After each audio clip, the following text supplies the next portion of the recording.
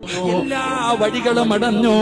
രക്ഷപ്പെടാനൊരു ശതമാനം പോലും സാധ്യതയില്ല. കടലിന്റെ ഇരുട്ടിന്റെ അകത്ത്, മീനിന്റെ വയറിനകത്ത് യൂനുസ് എന്ന് പറയുന്ന പ്രവാചകന് കിടക്കുകയാണ്. അവിടെ കിടന്നുകൊണ്ട് അള്ളാഹു കൈവിടില്ല എന്നറിയാ. എന്റെ റബ്ബിനോട് ചോദിച്ചാ അള്ളാഹു സഹായിക്കുമെന്നറിയാ. അതുകൊണ്ട് അവിടെ കിടന്നിട്ടാണ് യൂനുസ് എന്ന് പറയുന്ന പ്രവാചകനെ വിളിക്കുന്നത്. അള്ളാഹിനോട് ദുആ ചെയ്യുകയാ.